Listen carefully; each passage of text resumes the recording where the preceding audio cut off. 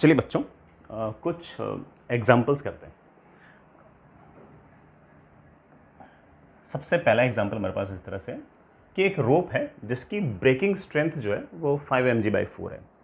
Breaking strength का मतलब ये हो गया कि उस रस्सी के अंदर जो टेंशन है वो 5 mg/4 से ज़्यादा नहीं होनी चाहिए।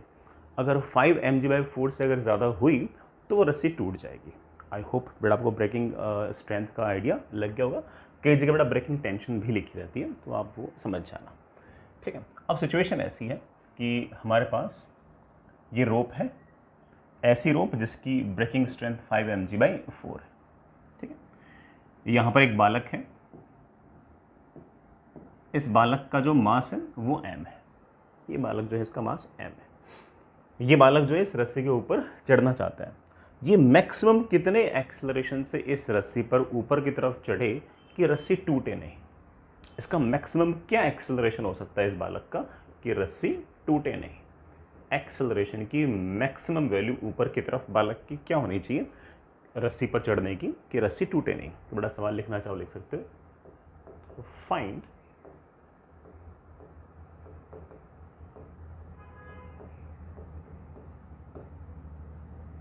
maximum acceleration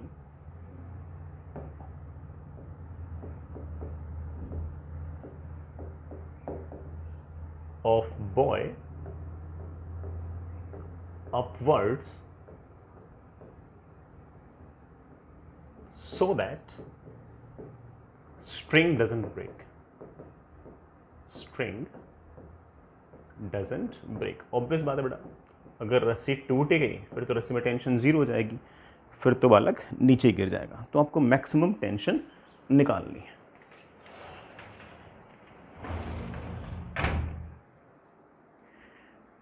हो जाइए बेटा शुरू। हाँ चलिए मैं करता हूँ। अगर हम इस बालक की बात करें तो ये बालक जो है ये किसी न किसी फोर्स से रस्सी को खींच रहा होगा नीचे की तरफ। ऑफ कोर्स बेटा अगर मैं रस्सी ऐसे पकड़ रखी है तो मैं रस्सी को खींचूंगा नीचे की तरफ। By Newton's third law action direction पर रस्सी मुझे खींचेगी ऊपर की तरफ। जिस फोर्स से मैंने रस्सी को नीचे खींचा है उसी फोर्स से रस्सी मुझे ऊपर खींचेगी, और वही ऑफ कोर्स उस रस्सी के अंदर टेंशन है। तो आप ऐसा कह सकते हो कि रस्सी जो है वो मुझे ऊपर की तरफ किसी न किसी फोर्स टी से खींच रही है। मुझ पर बेटा पहले ही नीचे की तरफ क्या लग रहा है? mg। एक्सेलरेशन आप कह रहे हो ऊपर की तरफ, मैं तो सीधा सा काम आता है, जिस तरफ एक्सेलरेशन है उस तरफ net force equals to mass into acceleration. ऊपर की तरफ एक्सेलरेशन है तो ऊपर की तरफ नेट फोर्स आ गया t minus mg, that must be equals to mass into acceleration. Sir मुझे एक्सेलरेशन मैक्सिमम चाहिए, एक्सेलरेशन मैक्सिमम चाहिए तो टेंशन भी मैक्सिमम रखो। टेंशन मैक्सिमम रस्सी में कितना हो सकता है? आप कहोगे सर सवाल में लिखा था कि रस्सी में मैक्सिमम टेंशन 5 mg/4 हो सकता है। 5 mg/4 से अगर हम ज़्यादा टेंशन रखने की कोशिश करेंगे तो रस्सी टूट जाएगी। तो हमारे पास आ गया that is 5 mg/4 minus mg, that is equals to mass into acceleration. मैं इस एक्सेलरेशन को a मैक्स लिख देता हूँ। हमारे इस मैक्सिमम एक्सेलरेशन की वैल्यू आ गई बेटा, कितनी आ गई? g/4। बालक का एक्सेलरेशन ऊपर की तरफ g/4 से ज़्यादा नहीं होना चाहिए। अगर उसने ज़्यादा करने की कोशिश की तो रस्सी टूट जाएगी। रस्सी टूटते ही ऑफकोर्स बालक नीचे की तरफ फ्री फॉल करने लग जाएगा। ठीक, समझ गए बच्चों? आगे चलते हैं अगले सवाल पे। नेक्स्ट बढ़िया सवाल है, अच्छा सवाल है बेटा, सुनना। हमारे पास ये एक प्लैंक है, हमारे पास ये बड़ा एक प्लैंक है, बेटा को ऐसे वुडन प्लैंक मान सकते हो। इस वुडन प्लैंक की जो थिकनेस है वो एक तरह से लेट से बेटा h है। ठीक है, इसके अंदर एक बुलेट जो है वो एंटर करती है। इस वुडन प्लैंक के अंदर एक बुलेट एंटर करती है। एंटर करते हुए उसकी वेलोसिटी ज़्यादा है v1, और ऑफ कोर्स बेटा उस वुडन प्लैंक में से अगर बुलेट निकलेगी तो वुडन प्लैंक कोई ना कोई पीछे की तरफ फोर्स लगाएगा। उसके कारण इस बुलेट की वेलोसिटी घटकर v2 हो गई। पहले v1 थी, बाद में v2 हो गई। भाई वुडन प्लैंक में से अगर बुलेट जाएगी तो वुडन प्लैंक तो उसके मोशन को रेजिस्ट करेगा, तो ऑफ कोर्स उसकी वेलोसिटी के अपोजिट डायरेक्शन में कोई ना कोई फोर्स लगाएगा। उसके अपोजिट डायरेक्शन में कोई ना कोई फोर्स अगर लगेगा तो ऑब्वियस बात है कि उसकी वेलोसिटी तो कम होगी। तो v2 की जो वैल्यू है वो ऑब्वियस बात है कि v1 से तो छोटी है।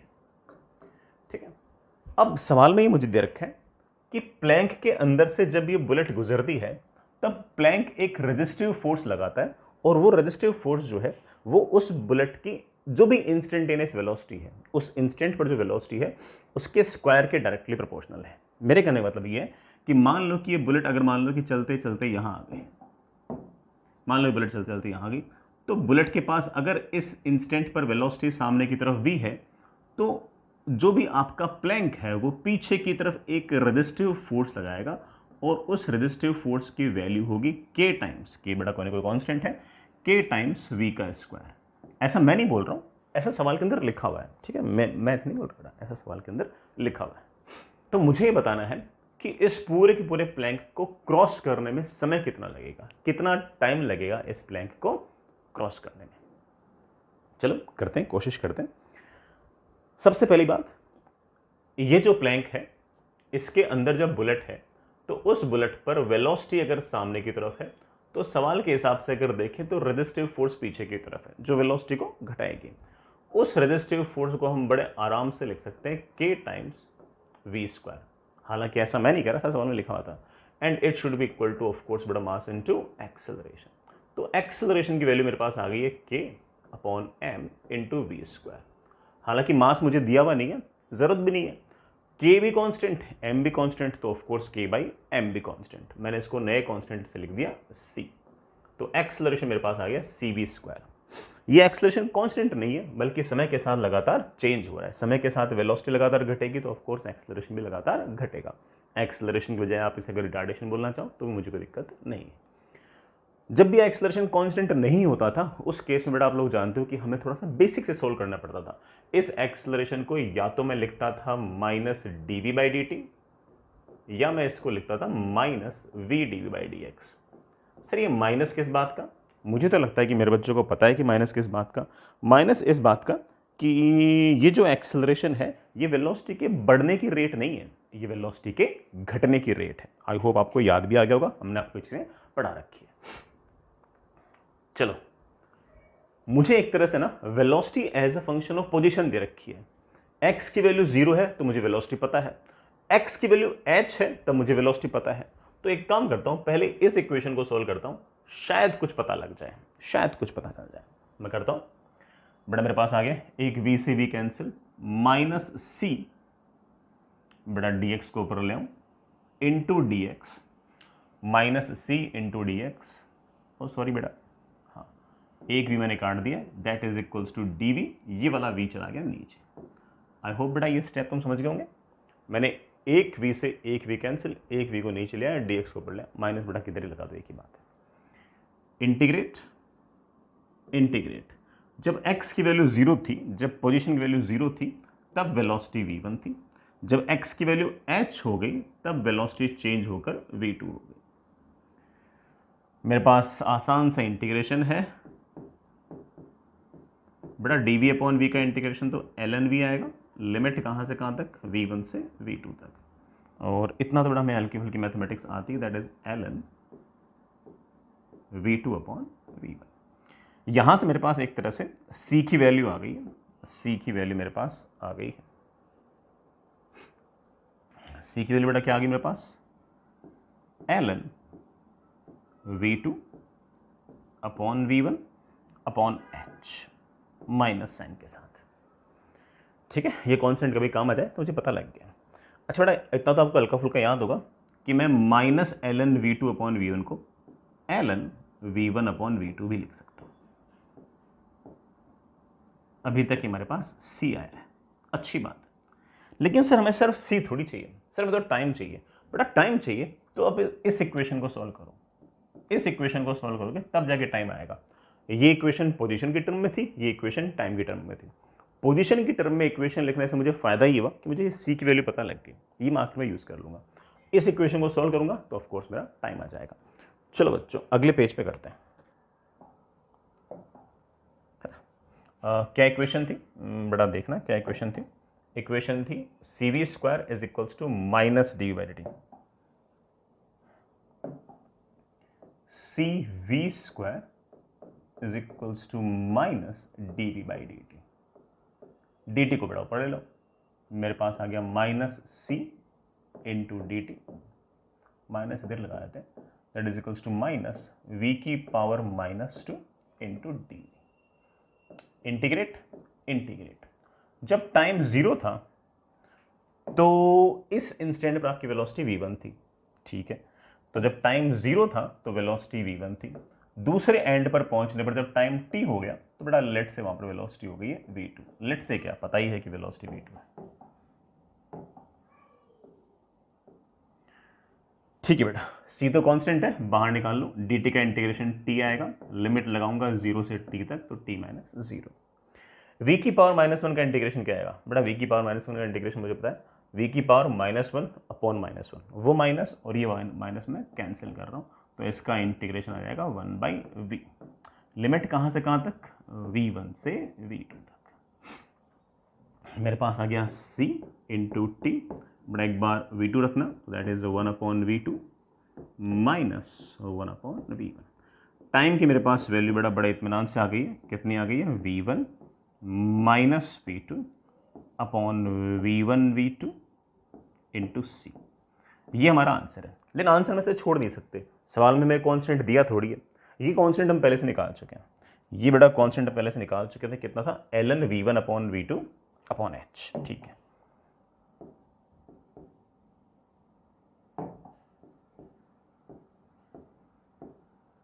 क्या था बेटा? ln v1 upon v2 upon h, ये हमारा आंसर है। ऐसे न्यूटन से तो बहुत ज़्यादा नहीं था, मैथमेटिक्स थी, है ना, वो भी ठीक है बेटा, ऐसे अच्छी खासी मैथमेटिक्स तो थी। आई रियली होप बेटा आप सारी बात तो समझिए, ठीक है। आगे चलते हैं। अच्छा,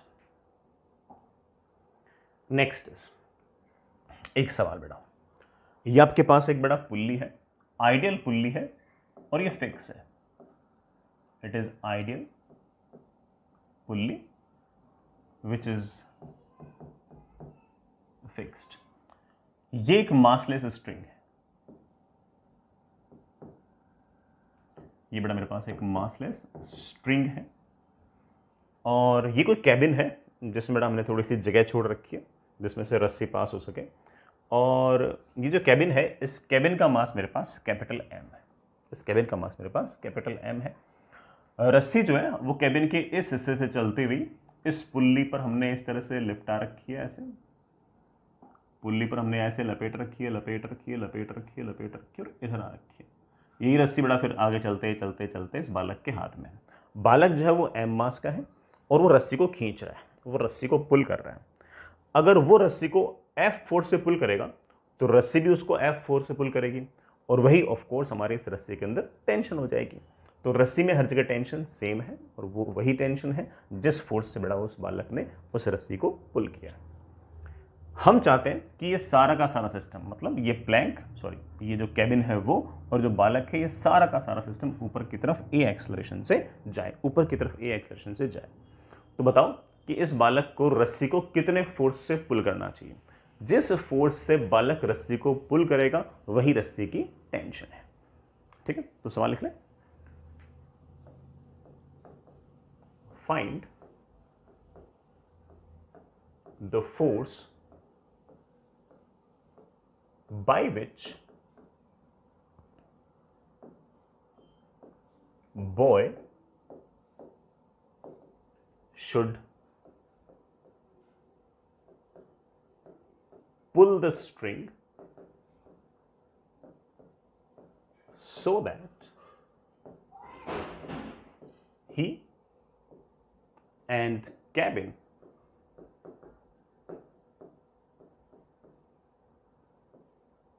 accelerates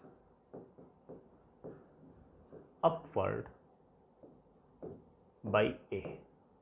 बड़ा by a मतलब a एक्सेलरेशन से ऊपर की तरफ जाए। चलिए सोचते हैं। सोचने के बड़ा खूब सारे तरीके हो सकते हैं। मैं पहले आपको ना पहला तरीका बताता हूँ। पहला तरीका ये कि पहले बालक की एफबीडी बना लो, फिर कैबिन की बनाओ, ठीक है। जैसे बालक की एफबीडी, मैं बालक की एफबीडी बनाता हूँ। बालक पर कौन से फोर्स लग रहे हैं? स्मॉल m का बालक है, सबसे पहले अर्थ पुल कर रही है mg से, अच्छी बात है बेटा। जो कैबिन है वो नॉर्मल रिएक्शन लगाएगा ऊपर की तरफ, ठीक है। बालक ने अगर रस्सी को t फोर्स से नीचे खींचा है तो रस्सी बालक को t फोर्स से ऊपर खींचेगी। हम किसकी एफबीडी बना रहे हैं, बालक की बना रहे हैं या रस्सी की बना रहे हैं, बालक की। बालक को रस्सी खींच रही है ऊपर की तरफ टी से, और बालक का एक्सेलरेशन वही है जो कैबिन का है, ऊपर की तरफ A. Equation is very easy, that is N plus T minus small M G is equals to M into A. This is my equation number 1, simple. Cabin की इक्वेशन बनाने के लिए अगर आप मुझे कहोगे बेटा कैबिन पर कौन से फोर्स लग रहे हैं, कैबिन को यहां से रस्सी खींच रही है ऊपर की तरफ बड़ा ऑफ कोर्स कितने से, टी से। कैबिन पर ऑफ कोर्स बड़ा नीचे की तरफ कैपिटल एम जी लगना तय है, और जो नॉर्मल फोर्स कैबिन ने बालक पर ऊपर की तरफ एन लगाया वही नॉर्मल फोर्स बालक कैबिन पर नीचे लगाएगा,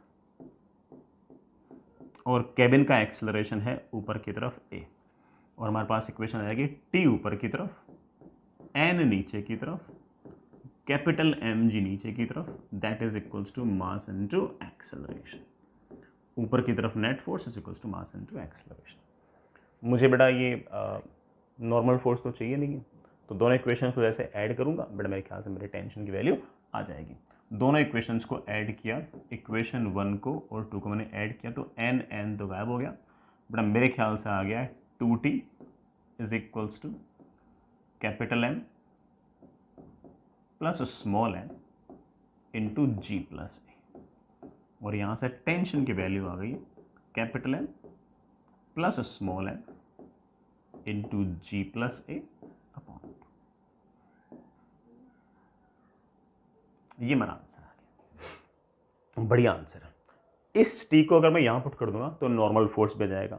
नॉर्मल फोर्स पर भी सवाल बेटा एचसीवी के अंदर है, जिसमें ये पूछ रखा है कि बालक के नीचे अगर वेइंग मशीन है तो उसकी रीडिंग क्या है, निकाल लो क्या रीडिंग की बेटा, वेइंग मशीन सॉरी जो वेइंग मशीन है उसकी रीडिंग तो ऑफ कोर्स नॉर्मल फोर्स होगी, तो नॉर्मल फोर्स भी आप बड़े आराम से इस टी को पटकते ही निकाल सकते हैं। एक दूसरा तरीका ऑफ कोर्स बेटा बहुत सारे बच्चों ने सोच भी लिया होगा कि सर जब नॉर्मल फोर्स चाहिए ही नहीं, इस वाले सवाल के हिसाब से अगर नॉर्मल फोर्स चाहिए ही नहीं तो हम बालक की एफबीडी और इस कैबिन की एफबीडी अलग अलग क्यों बना रहे हैं, दोनों की मिलाकर बना लेते हैं, तो पूरे सिस्टम को एक मान लेते हैं। पूरे सिस्टम को अगर मैं एक मानता हूं तो बालक पर नीचे की तरफ लग रहा है स्मॉल एम जी, प्लैंक पर नीचे की सॉरी कैबिन पर नीचे की तरफ लग रहा है एम जी, ये रस्सी बालक को खींच रही है ऊपर की तरफ टी से, और प्लैंक को भी खींच रही है ऊपर की तरफ टी से। वो नॉर्मल फोर्स दिखाने की जरूरत है नहीं, क्योंकि बालक पर ऊपर कैबिन पर नीचे, ऑफ कोर्स दोनों को सिस्टम मानोगे तो एक्शन रिएक्शन पेयर बनाकर कैंसिल हो जाएंगे, और ये आपके सिर्फ और सिर्फ सारे के सारे एक्सटर्नल फोर्सेस में लिख दिए, और सारा सिस्टम ऊपर की तरफ ए एक्सेलरेशन से जा रहा है। तो आप सीधा बोल सकते हो ऊपर की तरफ नेट फोर्स है 2t minus M g minus capital M g should be equal to m1a1 plus m2a2, that is capital M into A plus small m into A। एक लाइन में आपका आंसर वापस से बेटा आ ही जाएगा। तो इस तरह का सवाल हम बड़े आराम से निपटा सकते हैं, कोई इतना भारी काम इसके अंदर नहीं है। आई होप बेटा सारी की सारी बात आप समझ ही गए होंगे। चलिए बच्चों आगे चलते हैं, अगला सवाल करते हैं।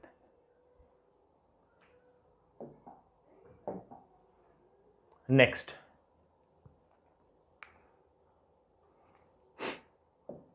बड़ा बढ़िया सा ही सवाल है ना। ये सारे के सारे जो पुलीज हैं वो आइडियल हैं, स्मूथ है, मासलेस हैं, और सारी सिचुएशन बड़ा आइडियल है, रस्सियां भी आपकी आइडियल हैं, मासलेस हैं, ठीक है। सो दीज आर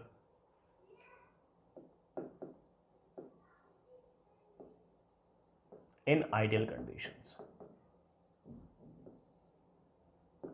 Find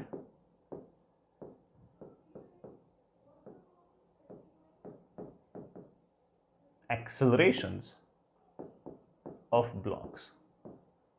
जितने ब्लॉक्स हैं बेटा सबका एक्सेलरेशन निकालो।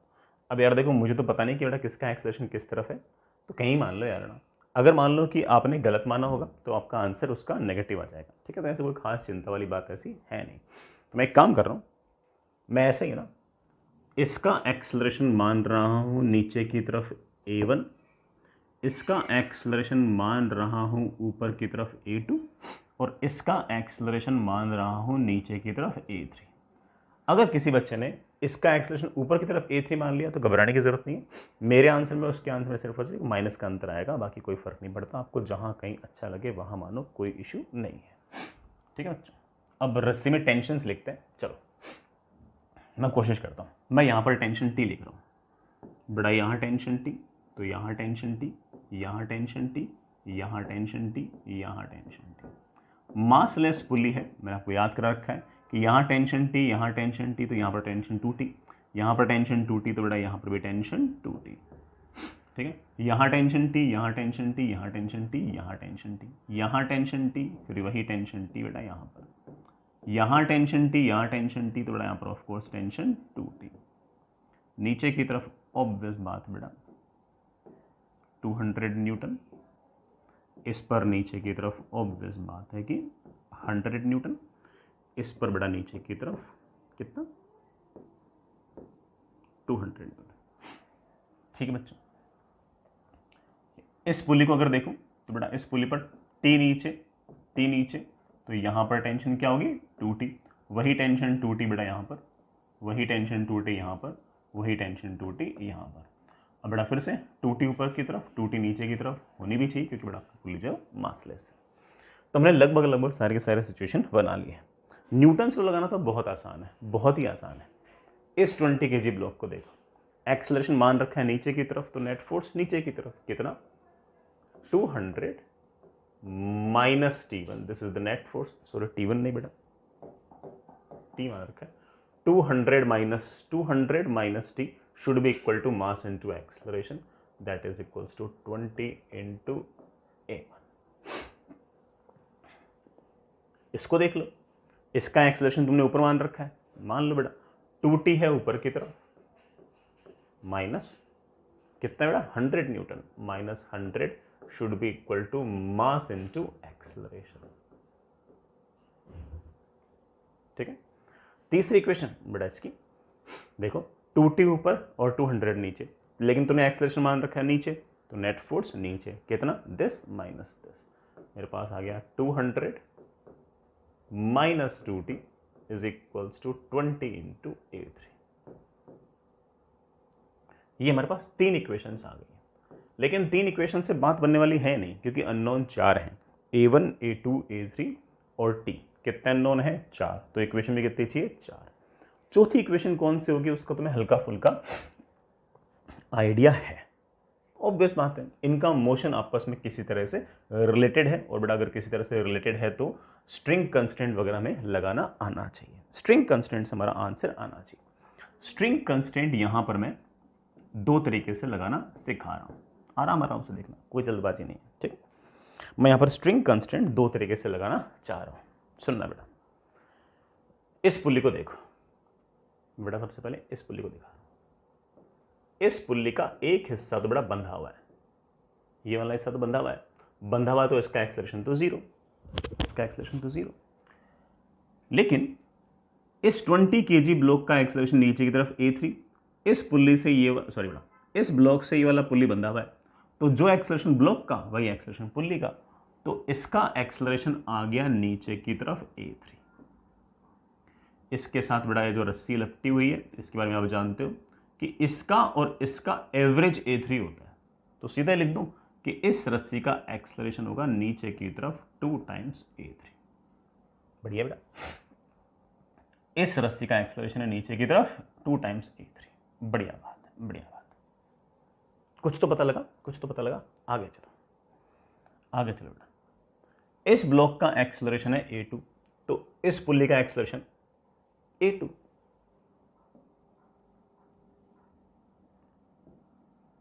ये वाला पुल्ली, ये इस ब्लॉक से बंधा हुआ है, इस ब्लॉक का एक्सेलरेशन ऊपर की तरफ A2, तो इस पुल्ली का एक्सेलरेशन भी तो A2, इसका एक्सेलरेशन भी A2। आगे चलते हैं, आगे चलते हैं। इस 20 kg का एक्सेलरेशन है नीचे की तरफ A1, तो इस रस्सी का एक्सेलरेशन नीचे की तरफ A1। अब ऐसा तो है नहीं कि बेटा ये वाला पुल्ली फिक्स है, ये वाला पुल्ली बेटा खुद मूव कर सकता है। हाँ ये जरूर है कि ये वाला पुल्ली जितना ऊपर आएगा उतना ये वाला पुल्ली नीचे जाएगा, तो इन दोनों पुल्लीज के एक्सेलरेशन से हम कुछ ना कुछ बातें डिराइव कर सकते हैं, कुछ ना कुछ चीज़ें हम निकाल सकते हैं, कुछ ना कुछ हम रिलेशन बड़े आराम से बना सकते हैं। अब सुनना बेटा, इसका एक्सेलरेशन ऊपर की तरफ a2 है,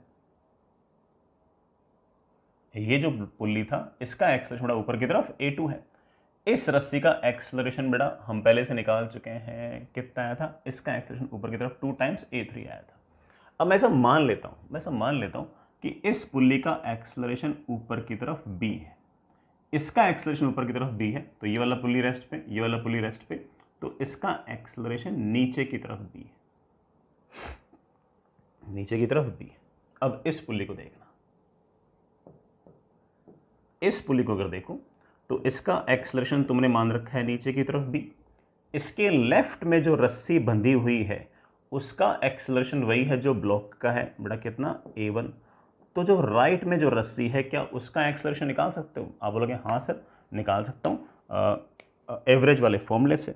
एवरेज वाले फॉर्मूले से मैंने बेटा चलो इसका एक्सेलरेशन मान लिया मैंने क्वेश्चन मार्क, इसका और इसका एवरेज ये होना चाहिए, तो मैं लिखूंगा a1 plus unknown upon 2 should be equal to b।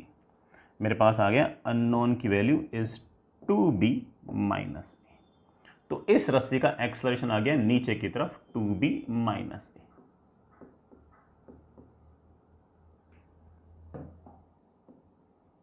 ठीक, अब देखो बेटा ये वाला पुली मैंने बना रखा है, इस रस्सी का एक्सेलरेशन है नीचे की तरफ 2b माइनस a, नहीं बेटा a1, 2b माइनस a1।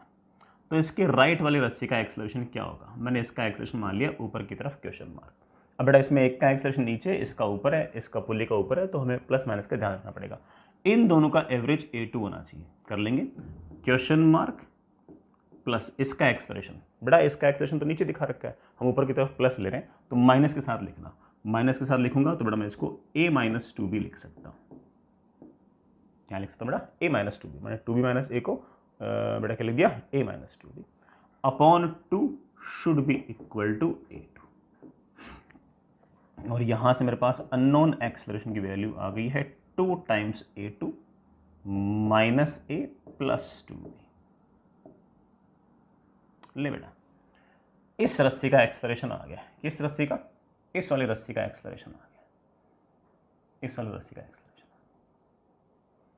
जैसे मेरे पास इस वाली रस्सी का एक्सेलरेशन आ गया, अब मुझे पता है कि इस रस्सी का एक्सेलरेशन मुझे पहले से पता है, इस रस्सी का एक्सेलरेशन मुझे पहले से पता है, इन दोनों का एवरेज होगा ये एक्सेलरेशन। तो अब मैं बड़े वाले पुल्ली को फिर से दिखाता हूं, इस बड़े वाले पुल्ली को फिर से दिखाता हूं। इस बड़े वाले पुल्ली को अगर मैं दिखाऊं तो इस बड़े वाले पुल्ली का हमने एक्सेलरेशन मान रखा है ऊपर की तरफ b, इसके राइट वाले ये जो है रस्सी है इसका एक्सेलरेशन हम पहले से निकाल चुके हैं नीचे की तरफ 2 टाइम्स a3 निकाल चुके हैं बेटा। ये वाली रस्सी का एक्सेलरेशन नीचे तरफ 2 टाइम्स a3 मान लिया, और इधर वाली रस्सी का एक्सेलरेशन हमने अभी अभी निकाला है। कितना निकाला है बेटा हमने इसका एक्सेलरेशन? हमने इसका एक्सेलरेशन अभी अभी निकाला है 2 times a2 minus a plus 2b। अब इन दोनों का एवरेज ये होना चाहिए, डायरेक्शन का ध्यान रखते हुए। तो मैं बड़े आराम से कहूँगा कि 2 times a2 minus a plus 2b, फिर ये वाली टर्म प्लस में नहीं माइनस में, minus 2 times a3 upon 2 is equals to b। लो बेटा इस इक्वेशन को जैसे सॉल्व करोगे आपका b आ जाएगा। जैसे ही b आ गया बाकी सारे के सारे एक्सेलरेशन हमने उसके टर्म्स में पहले से लिख रखे हैं, सारे के सारे एक्सेलरेशन आपस में रिलेट हो जाएंगे। आई नो दैट कि ये जो स्ट्रिंग कंस्टेंट हमने इस तरह से किया है थोड़ा बहुत टफर साइड का रहा है, इसीलिए तो जानबूझ कर मैंने आपको वाला सवाल कराया है कि कई बार ऐसा हो सकता है कि हमने जो स्ट्रिंग कंस्टेंट जिस तरीके से पढ़ रखा है उससे हो सकता है कि आंसर थोड़ा सा लेट आए। इसका एक छोटा सा जुगाड़ और है, उस जुगाड़ से हमारा आंसर थोड़ा सा फास्ट आएगा। तो मैं आपको वो जुगाड़ बताने के लिए ही बेटा ये वाला सवाल लेकर आया था। जुगाड़ सुनना बेटा, मैं जुगाड़ के पीछे का लॉजिक फिलहाल नहीं बता पाऊंगा, है ना। ये मान के चल सकते हो कि टेंशन का टोटल वर्डन 0 करके ये जुगाड़ आता है, ठीक है। बाकी बेटा वर्डन वगैरह तो अपने अभी तक पढ़े भी नहीं है, लेकिन हम बाद में देख लेंगे। ये जुगाड़ ऐसा कहता है कि तीनों के तीनों ब्लॉक्स पर, तीन ही ब्लॉक तो हैं, इन तीनों के तीनों ब्लॉक पर sigma of tension dot acceleration zero कर दो, sigma of tension dot acceleration zero कर दो। तीनों के तीनों ब्लॉक पर जो टेंशन है उसका और उनका जो एक्सेलरेशन है उसका डॉट प्रोडक्ट का जो समेशन है वो जीरो कर दो। सर कैसे, दिखाता हूं। जैसे सबसे पहले इस ब्लॉक को देखो, इस ब्लॉक पर टेंशन ऊपर है, एक्सेलरेशन नीचे है, तो टी डॉट ए जो आएगा इसका वो आएगा minus T into A one. I really hope बेटा डॉट प्रोडक्ट आपको याद होगा, टेंशन ऊपर की तरफ, एक्सेलरेशन नीचे की तरफ, एंगल कितना हो गया pi, T into A one into cos pi is minus one. अब इस ब्लॉक पे आओ, 2t है ऊपर की तरफ, a2 है ऊपर की तरफ, सेम डायरेक्शन में है, तो इनका क्या होगा, इनका होगा 2t into a2 into cos zero तो 1। आगे चलो ना, इस ब्लॉक को देखो, इस ब्लॉक पर 2t है ऊपर की तरफ, एक्सेलरेशन a3 है नीचे की तरफ, एंगल फिर से कितना हो गया पाई, तो इनका t डॉट ए क्या होगा, इनका t डॉट ए होगा माइनस 2t इंटू a3। ये पहले वाले ब्लॉक का t डॉट ए, ये दूसरे वाले ब्लॉक का t डॉट ए, ये तीसरे वाले ब्लॉक का t डॉट ए, तीनों t डॉट ए का सम करके जीरो कर दो, t से t कैंसिल और हमारे पास इक्वेशन आ जाएगी 2 times a2 is equals to 2 times a3 plus a1, 2 times a3 plus a1। ये हमारी इक्वेशन नंबर 4 आ गई। 3 इक्वेशन हम पहले से लिख चुके थे, ये हमारे पास इक्वेशन नंबर 4 आ गई। तो ऐसे में हो सकता है कि बेटा हमने जो स्ट्रिंग कंस्ट्रेंट जिस तरीके से पढ़ रखा है उसमें थोड़ा सा समय ज़्यादा लग जाए, उसमें बहुत सारे लीनियर इक्वेशन सॉल्व करनी पड़े, और इस तरह से टी डॉट ए करके जीरो करूँ तो हमारा आंसर थोड़ा सा फास्ट आए। समझ गए बेटा इस बात को? चलिए बच्चों, इस बात को आप और बेटर तरीके से समझ पाओ इसलिए मैं आपको 2 सवाल और कराता हूँ। मैं आपको बेटा 2 सवाल और कराता हूँ, सिर्फ और सिर्फ आप इस बात को बेटर तरीके से समझ पाओ कि सर ने कैसे डी डॉट ए जीरो कर दिया, मतलब कैसे क्यों कर दिया, तो ठीक है उसका वर्डन वगैरह जीरो हम बाद में देख लेंगे। मैं तो सिर्फ और सिर्फ कैसे कैसे जीरो करना है मैं उसको आपको वापस से दिखाता हूँ। चलिए सुनिए, आपके पास बेटा ये स्मूथ सरफेस, इस स्मूथ सरफेस पर ये बेटा आपके पास कोई ब्लॉक, ये आपके पास दूसरा ब्लॉक,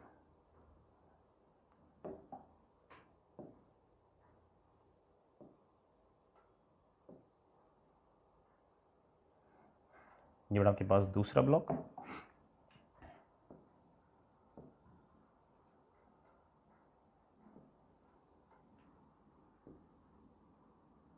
ये बेटा मैंने एक पुल्ली से और बांध रखा है, ये बेटा आपकी रस्सी फिक्स कर दी मैंने, यहीं से ये रस्सी चलते चलते चलते यहाँ आई, यहाँ एक और बड़ा मासलेस पुल्ली, यहाँ से बड़ा चलते चलते रस्सी फिर वापस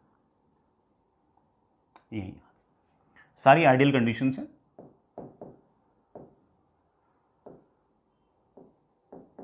आपको बेटा सिर्फ वो सिर्फ इक्वेशंस लिखनी, सॉल्व करने की कोई जरूरत नहीं, ठीक। लीनियर इक्वेशंस तो सॉल्व तो कर ही लोगे। ये मेरे पास इस तरह का सिस्टम बड़ा ही फिक्स है, यहाँ पे आइडियल कंडीशंस हैं। इस वाले ब्लॉक का मास मेरे पास कैपिटल एम है, इस वाले ब्लॉक का मास मेरे पास स्मॉल एम है। This is let's say block A, let's say this is block B. मैंने इस ब्लॉक ए को सामने की तरफ किसी न किसी फोर्स से खींचा है एफ से। जैसे मैं इसको एफ फोर्स से खींचूंगा ये वाला ब्लॉक भी आगे आएगा, वो वाला ब्लॉक भी आगे आएगा। दोनों का एक्सेलरेशन बराबर हो ऐसा ज़रूरी बिल्कुल भी नहीं है, दोनों के एक्सेलरेशन ऑफ कोर्स डिफरेंट हो सकते हैं। कितने कितने होंगे वो हम निकालेंगे। चलिए बच्चों, find accelerations of the blocks, find accelerations of blocks. बिल्कुल, सबसे पहले रस्सी में टेंशन मान लेते हैं टी, यहां टेंशन टी, तो यहां टेंशन टी, यहां टेंशन टी, आइडियल सिचुएशन तो यहां टेंशन 2t, बड़ा यहां पर भी टेंशन 2t, यहां टेंशन टी, यहां टेंशन टी, तो इस रस्सी में टेंशन 2t, ये रस्सी बड़ा ऑफ कोर्स 2t से खींचेगी, यहां टी, यहां टेंशन टी, यहां टेंशन टी, तो इस रस्सी में टेंशन 2t, ये रस्सी खींचेगी 2t से। इस ब्लॉक का मैं एक्सेलरेशन मान लेता हूँ सामने की तरफ a, बेटा पता नहीं इसका कितना होगा, इसका एक्सेलरेशन मान लेता हूँ मैं सामने की तरफ b।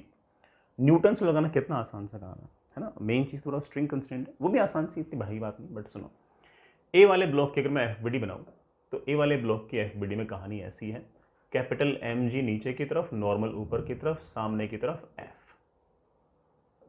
ठीक है, यहां पर ये जो रस्सी लगी हुई है, ये जो रस्सी लगी हुई है, इसमें टेंशन कितनी है 2T। रस्सी का काम सिर्फ और सिर्फ खींचना है, इसको पीछे की तरफ खींचेगी 2T से। बड़ा कितने से खींचेगी 2T से। ठीक है ना, यहां टेंशन T, यहां टेंशन T, इस रस्सी में टेंशन 2T, ये रस्सी भी खींचेगी बड़ा कितने से खींचेगी 2T से।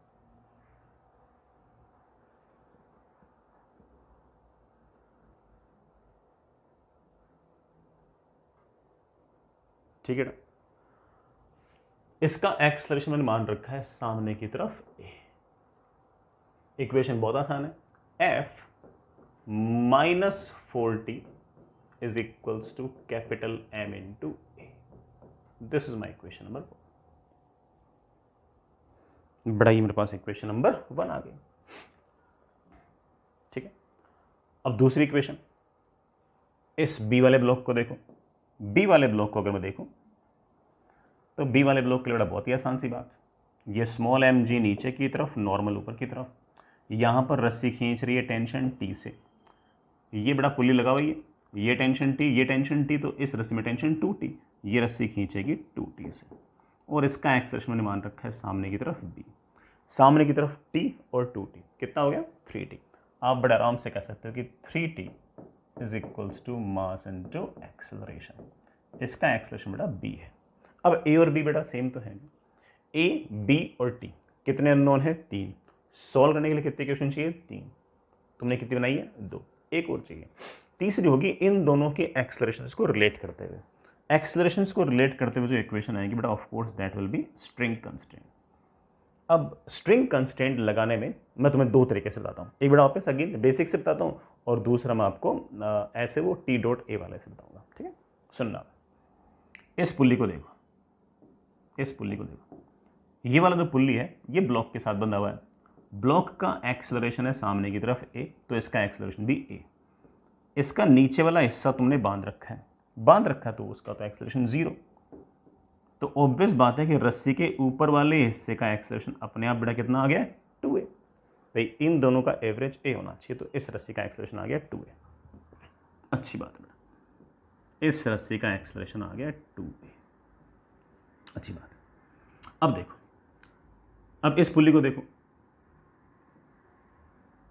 इस पुल्ली को देखो, इस पुल्ली को अगर देखो तो इस वाले पुल्ली को हमने ब्लॉक से बांध रखा है, ब्लॉक से बांध रखा है, तो इसका एक्सेलरेशन वही होगा जो ब्लॉक का है। ब्लॉक का एक्सेलरेशन है B, इसके नीचे वाली रस्सी का एक्सेलरेशन है 2A। काश ऊपर वाली रस्सी का एक्सेलरेशन पता लग जाए, मतलब इसी रस्सी के ऊपर वाले हिस्से का एक्सेलरेशन पता लग जाए, इन दोनों का एवरेज B होना चाहिए, तो सर हो जाएगा, that is 2A plus unknown upon 2 should be equal to B। ठीक है, 2A plus unknown should be equal to B। Unknown की बेटा वैल्यू आ गई, कितनी आ गई यार 2B, सॉरी 2A, सॉरी बेटा 2B माइनस 2A, तो इसका एक्सेलरेशन आ गया सामने की तरफ 2B माइनस 2A। अब देखना, ये जो रस्सी है ये तो सीधे ब्लॉक से बंधी हुई है, इसका एक्सेलरेशन तो वही होगा जो ब्लॉक का है। ब्लॉक का एक्सेलरेशन है सामने की तरफ B, तो इसका भी B। अब मजे की बात यह है कि ये वाला जो पुल्ली है, इस पुल्ली पर ध्यान से देखो, इस पुल्ली के रस्सी का जो ऊपर वाला हिस्सा है उसका एक्सेलरेशन है B, और नीचे वाले हिस्से का एक्सेलरेशन है 2B माइनस 2A। और ये वाला पुल्ली हमने बांध रखा है ब्लॉक A से, जिसका एक्सेलरेशन है A। इन दोनों का एवरेज A होना चाहिए। आप बोल के सर कर देंगे, इसके लिए दिस प्लस दिस बेटा बोलना B plus 2B minus 2A upon 2 should be equal to A। और यहां से बड़ा मेरे ख्याल से इक्वेशन आ गई है 3B is equals to 4A। ये मेरे पास equation number 3। 3 equation 3 variable, answer आ जाएंगे। समझिए बेटा इस बात को, आंसर्स निकालना बहुत ही आसान सी बात है। इस वाले इक्वेशन को 3 से मल्टीप्लाई कर देना, इस इक्वेशन को 4 से मल्टीप्लाई कर देना, ऐड कर देना, तो टी तो गायब हो गया, ए और बी बेटा ऑफ कोर्स, फिर एक इक्वेशन वो बचेगी, एक इक्वेशन नहीं बचेगी, दो इक्वेशन दो वेरिएबल, आराम से आपका आंसर आ जाएगा। हमने अच्छे से ये आंसर निकाला है कि 3b इज इक्वल टू 4 है, हमने कोई बेईमानी नहीं की है, लेकिन हम चाहें तो इसको थोड़ा सा और बेटर तरीके से भी कर सकते हैं, टी डॉट ए से भी कर सकते हैं, और टी डॉट ए से भी हमारा आंसर बिल्कुल बढ़िया आएगा, कोई दिक्कत नहीं आएगी। तो कोई बच्चा कहते हैं कि सर इसको भी आप जुगाड़ से करके बताओ, बेटा बिल्कुल बताएंगे। अगर आपको जुगाड़ से आंसर निकालना है तो आप दोनों ब्लॉक पर टी डॉट ए निकाल लो, टेंशन और एक्सेलरेशन का डॉट प्रोडक्ट ले लो और उनको जोड़ दो, और उनका जो जोड़ है वो 0 आना चाहिए। तो हो सकता है कि स्ट्रिंग कंस्टेंट और जल्दी आ जाए। देखना, जैसे इस वाले ब्लॉक पर ये रस्सी पीछे खींच रही है 2t से, ये रस्सी पीछे खींच रही है 2t से, तो कुल मिलाकर 4t पीछे है, एक्सेलरेशन a आगे है, तो t डॉट a कितना हो गया, 4t into a into cos of angle between them, कितना एंगल था बेटा, पाई था, प्लस इस ब्लॉक को देखो, इस ब्लॉक पर t आगे, इस रस्सी में टेंशन 2t, ये 2t आगे, कितना हो गया 3t, तो 3t आगे की तरफ ही एक्सेलरेशन है b, और एंगल ऑफ कोर्स आ गया 0, and it should be equal to 0।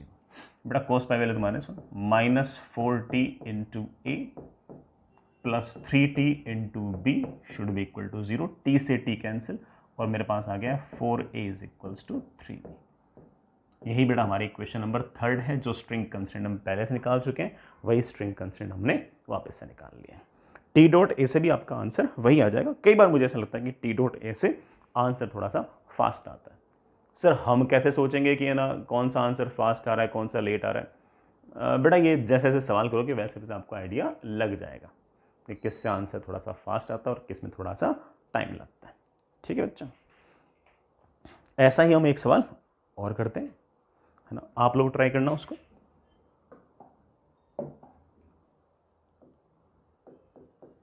अच्छा सवाल है बेटा, आप लोग ट्राई करना। ये हॉरिजॉन्टल सरफेस, ये ब्लॉक,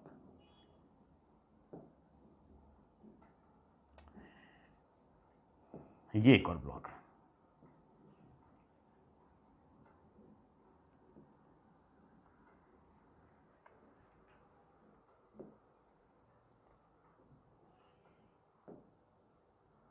ये एक और ब्लॉक। कहानी बेटा ऐसी है, ये पुल्ली, ये रस्सी बेटा यूं चलते चलते चलते चलते ऐसे आई,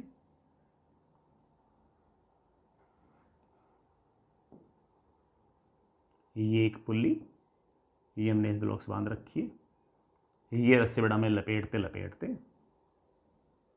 यहां लगा दी। आइडियल कंडीशंस है, this is block A, this is block B, this is block C. मैं पहले कह दूं कि कंडीशन सारी आइडियल है।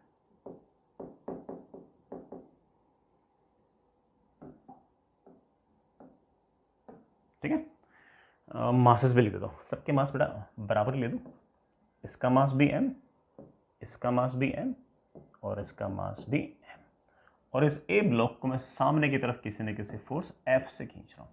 इसको आगे की तरफ खींचोगे तो बेटा सारा सिस्टम आगे की तरफ आएगा, सबके एक्सेलरेशन आएंगे, सबके एक्सेलरेशन बराबर आए ऐसा जरूरी नहीं है।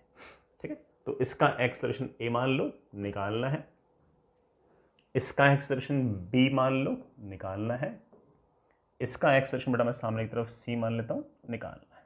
ठीक है, find acceleration of each block, इतना सा सवाल है बेटा। फाइंड, इक्वेशंस लिख के छोड़ दोगे तब भी चलेगा बेटा। Find accelerations of each block, हर ब्लॉक का एक्सेलरेशन आराम से इत्मीनान से बताओ।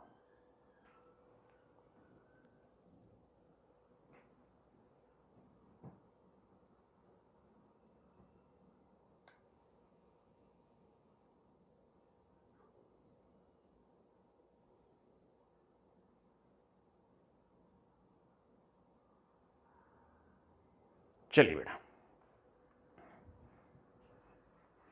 मैं भी करता हूं। एफबीडीज बनाना तो बहुत ही आसान सा काम है। जैसे अगर मैं इस रस्सी में टेंशन टी मानूं तो रस्सी खींचेगी टी से, यहां टेंशन टी, स्मूथ पुल्ली, यहां टेंशन टी, यहां टेंशन टी, यहां टेंशन टी, तो यहां पे टेंशन टी, यहां टेंशन टी, यहां टेंशन टी, पुल्ली बड़ा मासलेस है तो यहां पर बड़ा टेंशन 2T आएगी, यहां टेंशन 2T आएगी तो ये वाली जो रस्सी होगी ना, ये हमारे इस एम मास के ब्लॉक को खींचेगी। कितने से? 2T से। रस्सी तो खींचती बेटा, पुश तो करती नहीं ना। इसी तरह से यहाँ टेंशन टी, यहाँ टेंशन टी, तो इस रस्सी में टेंशन 2T, ये रस्सी ऑफ कोर्स खींचेगी इस एम मास के ब्लॉक को इधर की तरफ बड़ा कितने से? 2T से। चलो एफबीडीज बनाते हैं। इस एम मास के ब्लॉक को अगर देखूं, ए वाले ब्लॉक को अगर देखूं, तो सबसे पहले नीचे की तरफ mg, ऊपर की तरफ नॉर्मल, सामने की तरफ f आपने बताए रखा है, t यहां पर, 2T यहां पर, t यहां पर, 2T यहां पर, और एक्सलरेशन सामने की तरफ a हमें निकालना है, f माइनस 3T। क्या इक्वेशन है बेटा? f minus 3T is equals to mass into acceleration. This is my question number 1, simple. Block 2 B पे आओ बेटा। ब्लॉक बी पे तो और आसान। ब्लॉक बी पर mg नीचे, नॉर्मल ऊपर, वो तो कैंसिल हो गए, सिर्फ सामने की तरफ 2T है, बस, और कुछ तो है नहीं बेटा। और उसके कारण हम बड़े आराम से कह सकते हैं कि 2T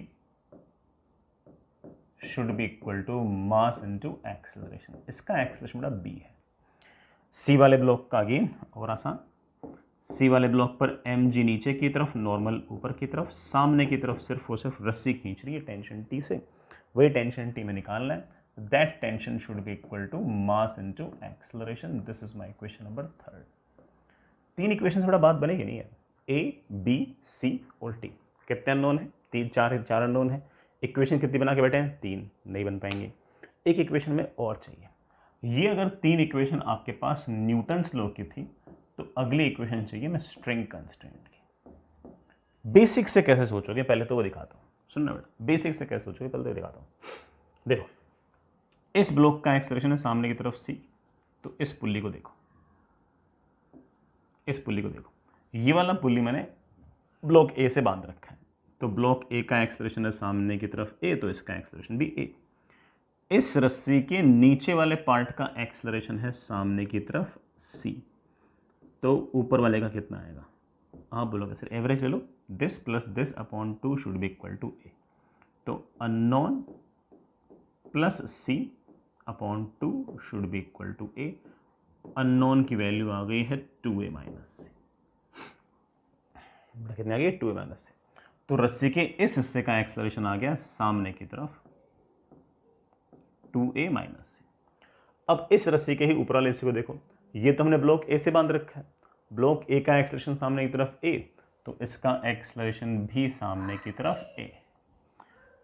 ये दोनों रस्सियां, सॉरी एक ही रस्सी है, ये जो रस्सी जो है इस पुल्ली पर से लिपटी हुई है, इस पुल्ली का एक्सेलरेशन सामने की तरफ वही होगा जो ब्लॉक बी का है, क्योंकि इस पुल्ली को हमने ब्लॉक बी से बांध रखा है।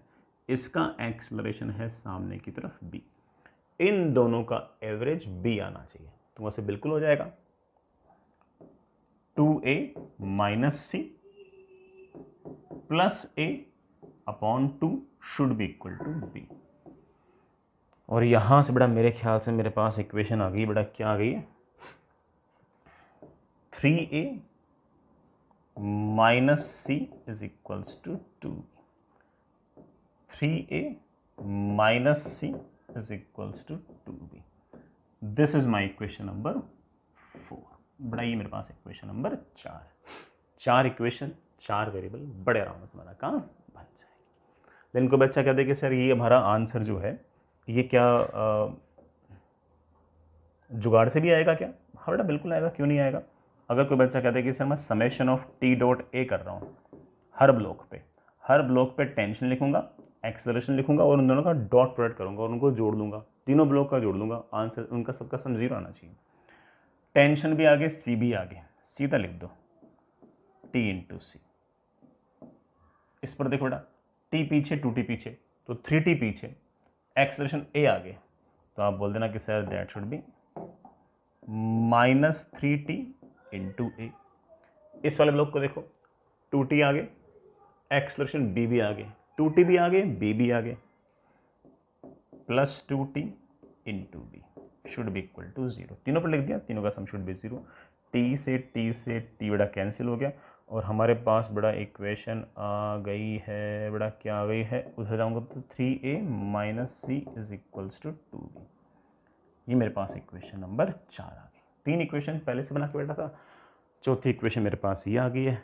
4 इक्वेशन 4 वेरिएबल सॉल्व कर दो, है ना, जैसे लीनियर इक्वेशन सॉल्व करते हैं वैसे सॉल्व कर दो, आपके सारे आंसर्स आ जाएंगे। ठीक है बच्चों, समझ गए इस बात को। आगे चलते हैं। नेक्स्ट रिलेटिवली आसान सवाल है, सुनिए बेटा। ये फिक्स्ड सीलिंग है, इससे बेटा हमने कुछ रस्सियाँ इस तरह से टांग रखी हैं। ये रस्सी बेटा यूँ चलते हुए आ रही है, चलते हुए आ रही है, चलते हुए आ रही है। ये एक दूसरी रस्सी है, यूँ चलते चलते चलते ऐसे आई है। 3 ब्लॉक्स हैं, सबके एक्सेलरेशंस निकाल लें। बिल्कुल निकाल देंगे, बिल्कुल निकाल देंगे। सबसे पहले मैं इस रस्सी में एक बार टेंशन टी मान रहा हूँ। टेंशन टी, यहाँ टेंशन टी, तो यहाँ टेंशन टी, यहाँ टेंशन टी, तो यहाँ भी टेंशन टी।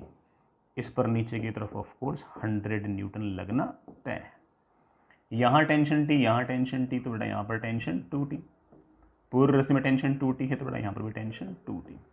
नीचे की तरफ बड़ा 50 लगना तय। यहाँ टेंशन टी, यहाँ टेंशन टी, तो बेटा यहाँ पर टेंशन 2t, यहाँ पर भी टेंशन 2t, यहाँ पर भी टेंशन 2t, यहाँ पर भी टेंशन 2t। ये 2t है, नीचे की तरफ बड़ा आपका 100। ठीक है बच्चों, अब किसका एक्सेलरेशन किधर की तरफ होगा सोचते हैं।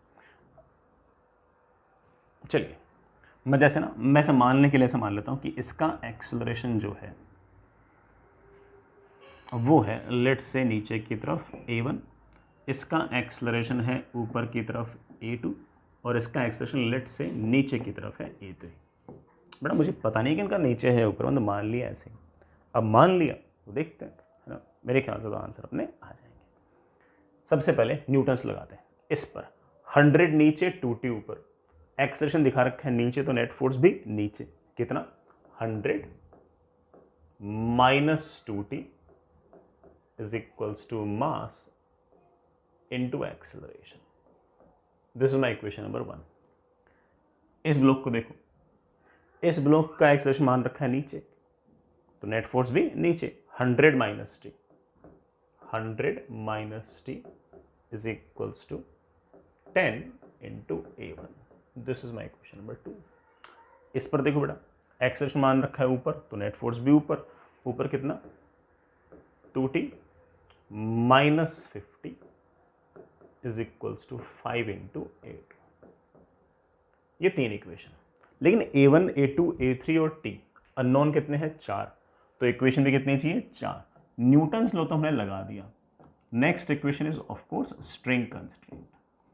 स्ट्रिंग कंस्ट्रेंट बेटा वैसे तो लॉजिक से भी कर सकते हो, लॉजिक से भी कर सकते हो, है ना, और अगर तुम टी डॉट ए वाले जुगाड़ से करना चाहो उससे भी कर सकते हो। सबसे आंसर आएंगे, मैं करके दिखाता हूँ आपको। देखो, इसका एक्सेलरेशन a1 नीचे, ये वाला पुल्ली फिक्स है, तो ऑफ कोर्स इस रस्सी का एक्सेलरेशन, सॉरी, इस ब्लॉक का एक्सेलरेशन a3 नीचे, ये वाला पुल्ली फिक्स, तो ऑफ कोर्स इस रस्सी का एक्सेलरेशन a3 नीचे, तो इस रस्सी का एक्सेलरेशन a3 ऊपर, तो इस पुल्ली का एक्सेलरेशन a3 ऊपर।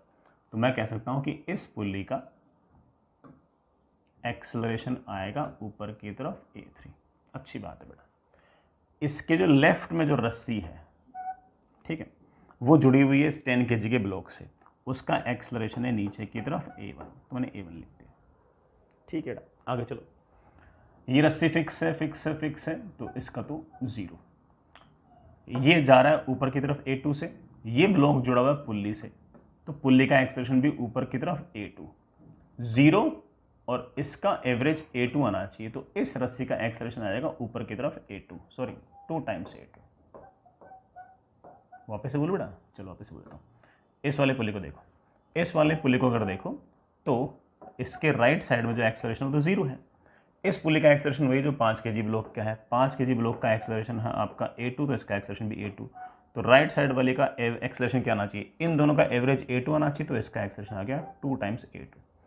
इस रस्सी का एक्सेलरेशन है 2 टाइम्स a2, इसका नीचे की तरफ है A1 और इसका एक्सलेशन मान रखा है ऊपर की तरफ A3, इन दोनों का एवरेज A3 आना चाहिए। तो इक्वेशन क्या जाएगी, ऊपर की तरफ प्लस ले रहा हूँ, 2 टाइम्स A2 माइनस A1, बेटा A1 के लिए माइनस क्यों लिखा, क्योंकि ऊपर प्लस ले रहा हूँ, upon 2 should be equal to A3।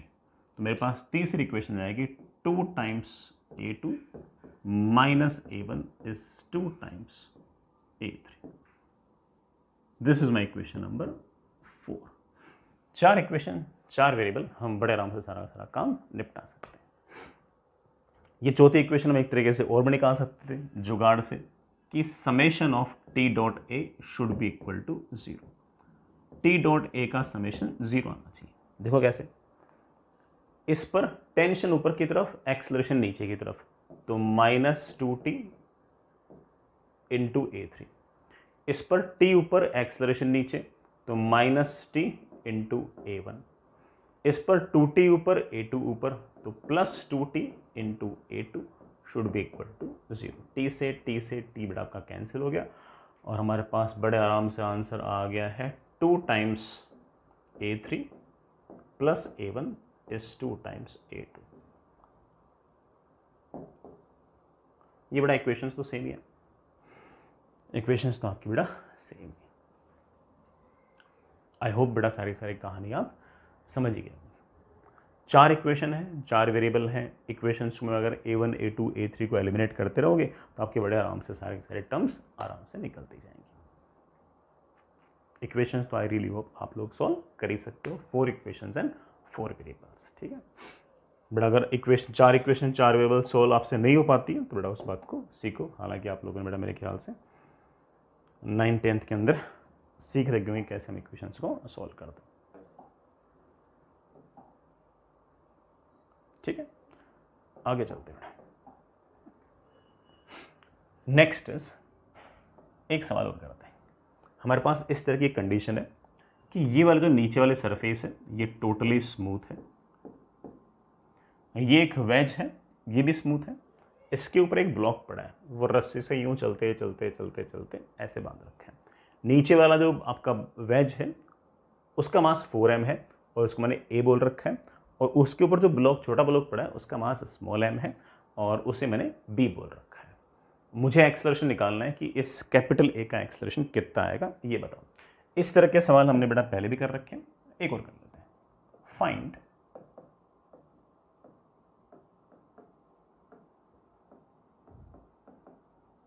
Acceleration of block A। Block A का एक्सेलरेशन बताओ, बताएंगे बेटा। ब्लॉक A को अगर देखो तो सबसे पहले बेटा नीचे की तरफ तो mg और जमीन का कोई ना कोई नॉर्मल, जैसे मैं एक बार के लिए n डैश लिख देता हूं। ऑफ कोर्स इस रस्सी में अगर टेंशन T है तो T ऐसे, T ऐसे, T ऐसे, वही T ऐसे। यहां भी कोई ना कोई नॉर्मल तो लगेगा। A जो होगा वो B पर नॉर्मल लगाएगा ऐसे, B जो होगा वो A पर नॉर्मल लगाएगा ऐसे। मोर और लेस बेटा FBDs विल लाइक दिस। इस पर ऑफ कोर्स कुछ ना कुछ mg भी लगेगा। ब्लॉक A जो है उस पर T इस तरफ, T इस तरफ, नॉर्मल भी ऐसे, उसका एक कंपोनेंट भी इस तरफ आएगा। तो कुल मिलाकर मुझे ऐसा लगता है कि ब्लॉक A जो है उसका एक्सेलरेशन आएगा इस तरफ, लेट्स से, ठीक है। अब आगे चलते हैं बेटा। अब वेज कंस्ट्रेंट क्या कहता है? वेज कंस्ट्रेंट ये कहता है कि ब्लॉक A के रेस्पेक्ट में, ग्राउंड के रेस्पेक्ट में नहीं, ब्लॉक A के रेस्पेक्ट में B का एक्सेलरेशन जो है वो ऐसे नहीं हो सकता, ऐसे नहीं हो सकता। फिर से बोलता हूं, ब्लॉक A के रेस्पेक्ट में ब्लॉक B का एक्सेलरेशन ना तो यूं हो सकता है ना यूं हो सकता है, या तो ऐसे हो सकता है या ऐसे हो सकता है। अब मुझे ऐसा लगता है कि जैसे ब्लॉक इधर जाएगा बड़ा, इस रस्सी की लंबाई घटेगी, ये तो उतनी रहेगी, इस रस्सी की लंबाई घटेगी तो ऑफकोर्स इस रस्सी की लंबाई बढ़नी चाहिए, तो बी ब्लॉक थोड़ा नीचे आएगा। तो ऑब्वियस बात है कि ए के रेस्पेक्ट में, ग्राउंड के रेस्पेक्ट में नहीं, ए के रेस्पेक्ट में बी जो है वो ऐसे डाउन द इंक्लाइन जाएगा, ऐसे मान लेते हैं बी एक्सेलरेशन से नीचे की तरफ जाएगा। This is not the acceleration with respect to ground, this is acceleration of block B with respect to block A. अगर ग्राउंड के रेस्पेक्ट में अगर एक्सेलरेशन निकालना है तो बेटा ब्लॉक ए के एक्सेलरेशन को ऐड कर दो। ब्लॉक ए का एक्सेलरेशन तो इस तरफ ए था, ये वाला एंगल थीटा, तो ये वाला एंगल भी थीटा। चलिए बेटा मैं इक्वेशन जानबूझ के बढ़िया बढ़िया बनाऊंगा इस बार। पहली इक्वेशन बना रहा हूं मैं, दोनों ब्लॉक को मिलाकर ए प्लस बी पर in horizontal direction, A plus B block पर हॉरिजॉन्टल डायरेक्शन में न्यूटन्स लॉज ऑफ मोशन लगाते हैं। बहुत ही बड़े प्यार से सारा काम मिल जाएगा। ए प्लस बी को देखते हैं, ये ब्लॉक ए, ये ब्लॉक बी, नीचे की तरफ एम जी जमीन का नॉर्मल, नीचे की तरफ एम जी। ठीक है, रस्सी यहां पर खींच रही है टी से, ये टी इस पर ऊपर इस पर नीचे, तो इंटरनल हो गया, लेकिन रस्सी यहां पर खींच रही है टी से। कुल मिलाकर इस पूरे के पूरे सिस्टम पर मुझे टी और टी, यही दो एक्स्ट्रा फोर्स नजर आए हॉरिजॉन्टल डायरेक्शन में। सर ये वाला टी क्यों नहीं लिखा? बेटा ये वाला टी इस पर नीचे लग रहा है, इस पर ऊपर लग रहा है, तो कैंसिल हो जाएगा, इंटरनल हो जाएगा। सो नॉर्मल क्यों नहीं दिखाया? नॉर्मल ब्लॉक बी पर लगेगा ऐसे, ब्लॉक ए पर लगेगा ऐसे, कैंसिल हो जाएगा। अच्छा एक्सेलरेशन की बात कर लेते हैं। इसका एक्सेलरेशन है इस तरफ ए, इसका एक्सेलरेशन इस तरफ तो है ए, और इस तरफ है बी, और अगर ये वाला एंगल थीटा है तो ये वाला एंगल भी थीटा है। बड़े आराम से ले देंगे। पूरे सिस्टम पर हॉरिजॉन्टल डायरेक्शन में 2t is the only force should be equal to m1a1 plus m2a2। इसका मास है 4m into a plus small m into a minus b cos theta. ले बेटा, this is my equation number 1। बढ़िया। दूसरी equation, इस block B पर लगाओ। Sir किस तरफ? ऐसे मत लगाना, अगर ऐसे इक्वेशन लगाओगे तो वो नॉर्मल आ जाएगा। इक्वेशन लगाओ इंक्लाइंड प्लेन के अलोंग, तो नॉर्मल नहीं आएगा। पहली वाले इक्वेशन में भी नॉर्मल नहीं आया, दूसरे में नॉर्मल नहीं आएगा, तो हमारे लिए आसान पड़ेगा। तो मैं दूसरी इक्वेशन लगा रहा हूं, ब्लॉक बी पर अलोंग इंक्लाइंड प्लेन। ग्राउंड से बैठे बेटा सवाल कर रहे हैं, कोई सूडो फोर्स नहीं आएगा। ठीक है, तो आप कह सकते हैं कि ब्लॉक बी को अगर देखूं तो उस ब्लॉक बी पर बेटा कौन से फोर्सेस? एम जी के दो कंपोनेंट, इस तरफ एम जी साइन थीटा, इस तरफ एम जी कॉस थीटा, इस तरफ नॉर्मल, इस तरफ टेंशन। ब्लॉक का इस तरफ एक्सेलरेशन है ए और इस तरफ एक्सेलरेशन है बी। ये वाला एंगल हम पहले जानते हैं थीटा। हम न्यूटन लॉ ऑफ मोशन लगाने वाले हैं इस तरफ। लिखो m ji sine theta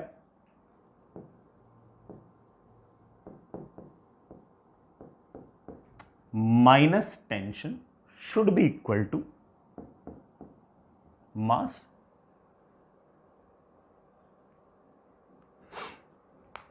should be equal to mass into इस तरफ एक्सेलरेशन।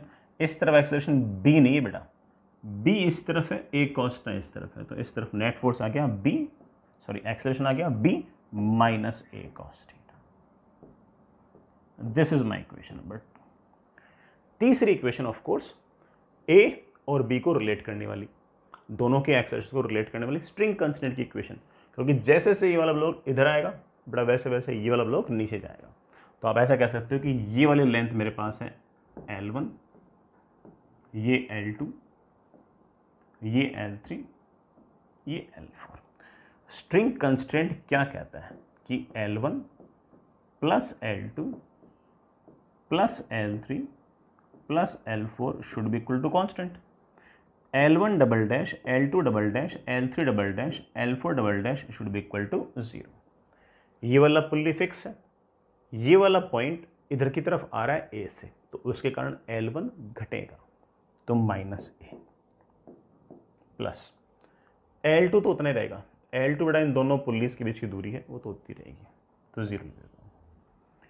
ये वाला पुल्ली तो फिक्स है, ये वाला पुल्ली बेटा ऑफ कोर्स इस ब्लॉक ए का ही पार्ट है, ये तो इधर की तरफ आ रहा है ए से, ये इधर की तरफ आ रहा है अगर ए से, तो ऑफ कोर्स वो तो लेंथ को घटाएगा, तो माइनस ए। L4 डबल डैश, L4 कहाँ से कहाँ तक की डिस्टेंस है? L4 डिस्टेंस है पुल्ली से लेके ब्लॉक के बीच तक की distance.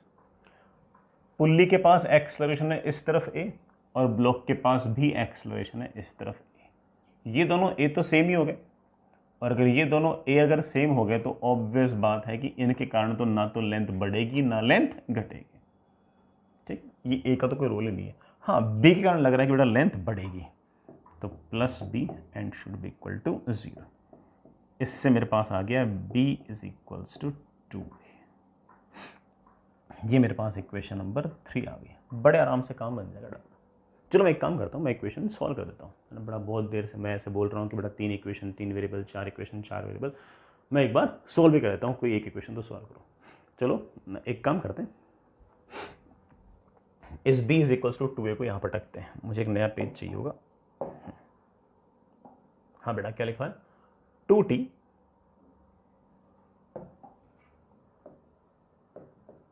Is equals to 4m into a plus m into a minus b cos theta. बेटा b को मैं लिख दिया 2a। तो हमारी इक्वेशन नंबर 1 तो ऐसे आ गई। ठीक है ना, m a minus b cos theta, b को मैं लिख दिया 2a। ठीक है, 2a। आगे चलते हैं। अगली इक्वेशन कौन सी थी? अगली इक्वेशन थी मेरे पास M ji sine theta minus T is equals to M into B minus A cos theta. क्या है बेटा equation? M ji sine theta minus T is equals to M into B, B नहीं बेटा 2a minus A sine theta. This is my equation number 2। चलो बेटा, b तो eliminate कर दिया, अब सर टी भी एलिमिनेट कर दें। हाँ बेटा कर दो। टी को एलिमिनेट करने के लिए एक काम करो, नीचे वाले इक्वेशन को 2 से मल्टीप्लाई करके ऐड कर दो, तो ये 2 क्या जाएगा? गायब। तो मेरे पास आ जाएगा 2 times M ji sine theta should be equal to 4ma plus ma 1 minus 2 cos theta plus 2m, बेटा वो 2 से मल्टीप्लाई वो वाला 2, that is 2 minus A sine theta. Oh, A बेटा यहां पर भी है।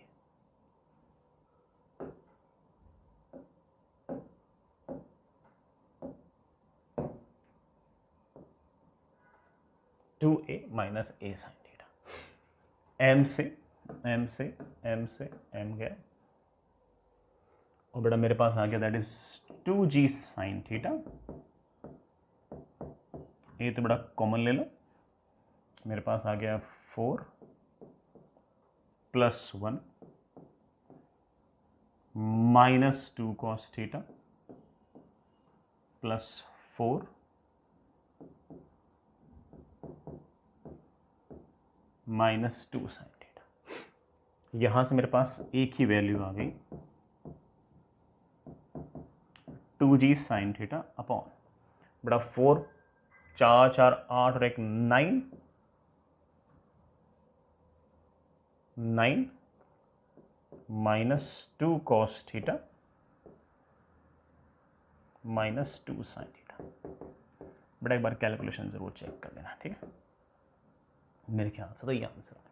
ये किसका एक्सेलरेशन है? बड़े वाले ब्लॉक का।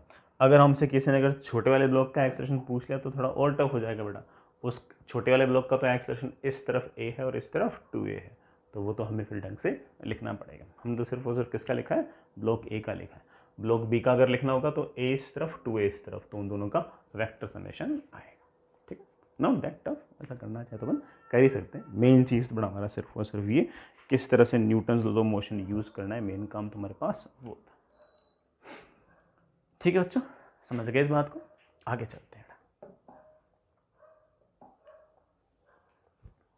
ये बड़ा एक छोटा सा आसान सा सवाल है ना, HCV का सवाल है।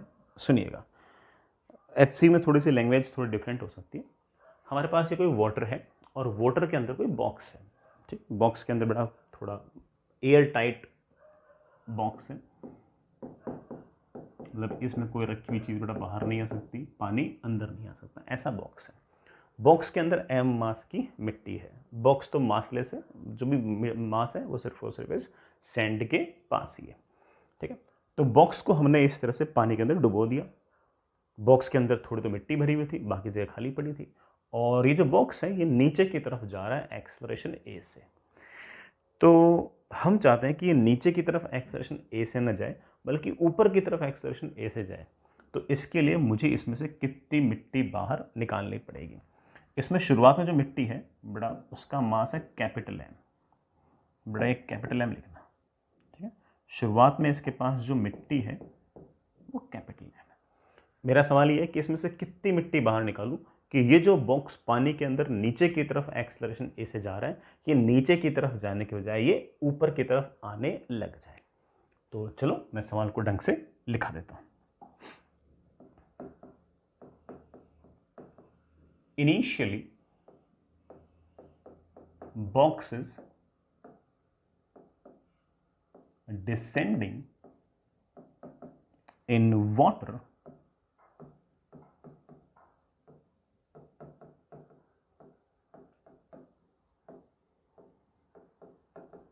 with acceleration a। ठीक है,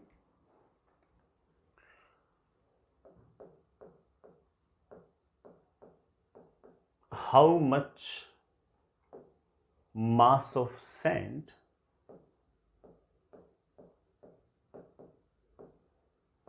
should be removed from box so that it ascends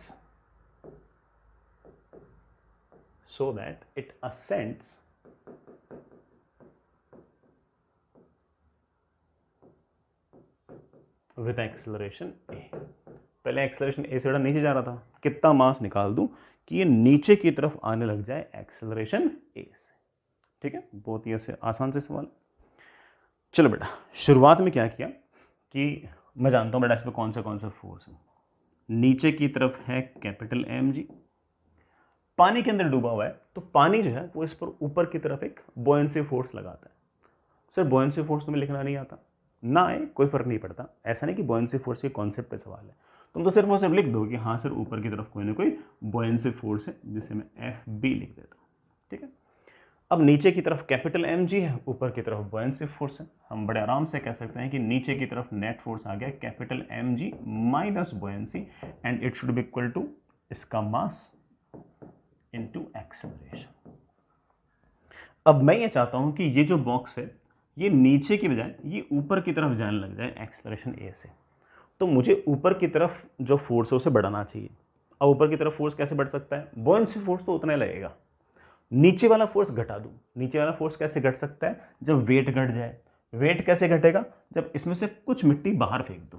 तो मान लो कि मैंने इसमें से m मास की मिट्टी बाहर फेंक दी, स्मॉल m मास की मिट्टी बाहर फेंक दी, तो अब कितना मास बचा है बेटा, अब कितना मास बचा, m माइनस m, उसका नीचे की तरफ बड़ा वेट कितना हुआ, m माइनस m इंटू जी। अब मैं कहूंगा कि एक्सेलरेशन है ऊपर, तो नेट फोर्स है ऊपर, ऊपर की तरफ नेट फोर्स कितना है, FB माइनस नीचे की तरफ लगने वाला weight, it should be equal to इसका मास। अब इसका मास कैपिटल M थोड़ी है, अब इसका मास तो capital M minus small m है इंटू एक्सेलरेशन। बन गया बेटा अपना काम। तो सर मुझे बॉयंसी फोर्स तो पता ही नहीं है। बेटा बॉयंसी फोर्स पता नहीं है तभी तो दो इक्वेशन बनाई है, दोनों को ऐड कर दो, FB आपका गायब हो जाएगा और मेरे पास आ जाएगा capital MG minus capital M minus small m into g is equals to capital M plus capital M minus small m into A। बड़ा कैपिटल M G गायब, मेरे पास आ गया है mg is equals to capital M 2 times capital M 2 times capital M minus small m into A। बेटा मुझे तो स्मॉल m निकालना है, निकाल लेंगे। Small mg upon a is 2 times capital M minus small m, small m की value आ गई है 2 times capital M minus M G. Oh M G तो मुझे स्मॉल m निकालना ही है।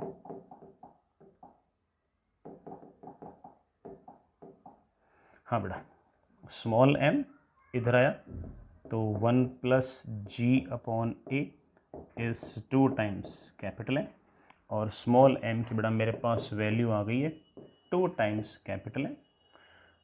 अपन बेटा क्या आ गया,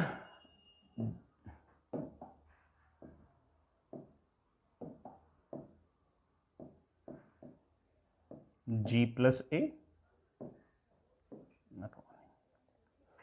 ये बड़ा मेरे ख्याल से आपका आंसर आ गया है।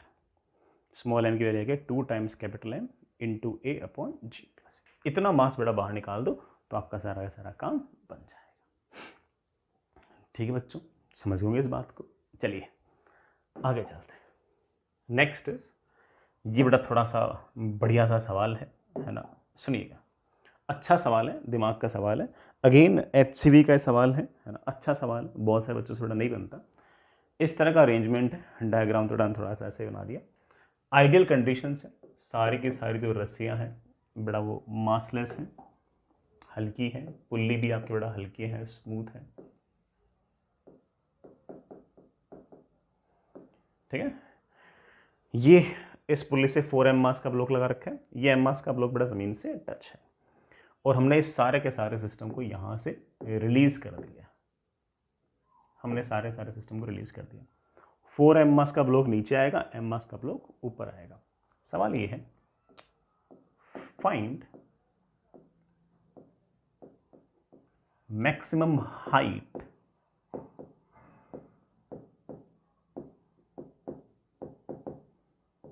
Achieved by small m। Small m maximum कितनी हाइट तक जाएगा, ये हमसे सवाल में पूछा गया। सोचते हैं बेटा। चलिए पहले एक हल्का सा स्ट्रिंग कंस्ट्रेंट देखते हैं। अगर ये नीचे आएगा तो बड़ा ऑफ कोर्स ये ऊपर जाएगा। मान लेते हैं कि इसका एक्सेलरेशन ऊपर की तरफ a है, इसका एक्सेलरेशन a, इसका एक्सेलरेशन a, इसका एक्सेलरेशन a, पुल्ली बड़ा फिक्स है, तो इसका एक्सेलरेशन a, इसका एक्सेलरेशन a, इसका एक्सेलरेशन a, इसका एक्सेलरेशन a, ये तो फिक्स है, ये थोड़ा फिक्स है, तो इसका एक्सेलरेशन तो 0, इसका एक्सेलरेशन a, इसका 0, इसका a, तो पुल्ली का नीचे की तरफ हो जाएगा a/2, और पुल्ली का नीचे की तरफ अगर a/2 हो जाएगा तो इस ब्लॉक का भी नीचे की तरफ हो जाएगा a/2। तो कहने का अर्थ ये हुआ कि इस ब्लॉक का जो एक्सेलरेशन है वो इसके एक्सेलरेशन से डबल है। यही हाल बेटा वेलोसिटी को होगा। किसी भी टाइम पर इसकी वेलोसिटी अगर v होगी तो इसकी 2v होगी। किसी भी टाइम पर अगर इसका डिस्प्लेसमेंट अगर h होगा तो ऑफ कोर्स इसका डिस्प्लेसमेंट तो 2h होगा, है कि नहीं। ये हमें बात थोड़ी बहुत क्लियर हो चुकी है। चलिए, ये एक्सेलरेशन निकालना हमारे लिए कोई बहुत भारी बात नहीं है, हम ये एक्सेलरेशन बड़े आराम से निकाल सकते हैं। जैसे यहाँ से उठेगा बेटा फिर तो नॉर्मल लगना बंद हो जाएगा, और तब कहानी क्या होगी, तब कहानी ऐसे होगी कि इस पर टेंशन ऊपर की तरफ, mg नीचे की तरफ, जो टेंशन यहाँ पर वही टेंशन यहाँ पर, टेंशन T ऑफ कोर्स बेटा यहाँ पर टेंशन 2T, तो यहाँ पर 2T ऊपर की तरफ,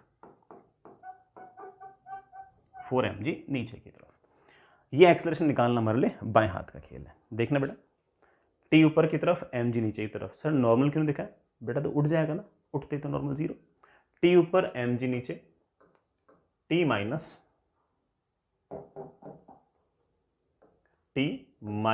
mg is equals to ma, और उस पर अगर देखें तो 4mg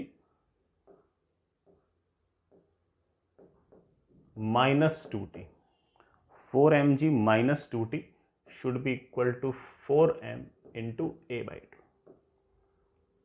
ऊपर वाले इक्वेशन को बेटा 2 से मल्टीप्लाई करके ऐड कर दो, तो वो t तो गायब हो जाएगा। ऊपर वाले इक्वेशन में 2 से मल्टीप्लाई किया तो 4mg माइनस 2mg कितना हो गया, 2mg। ठीक है बेटा, ये तो 2ma आ गया नीचे तो, और ऊपर 2ma और आ गया, तो मेरे पास आ गया एक्सेलरेशन इज इक्वल्स टू बेटा कितना, g/2। बेटा एक्सेलरेशन कितना आ गया, g/2 है ना, m से m cancel, 2g is equals to 4a, acceleration equals to g/2। तो थोड़ी देर बाद बेटा कहानी कुछ ऐसी हो जाएगी, ये वाला पुल्ली चलते चलते बेटा नीचे आ जाएगा and situation will be like this. ये रस्सी बेटा, ये रस्सी यहां तक, ये ऑफ कोर्स आपका पुल्ली, इसके साथ ही ये आपका 4m मास का ब्लॉक। ये 4m मास का ब्लॉक कभी ना कभी जमीन से टकरा जाएगा। उसके बाद क्या होगा,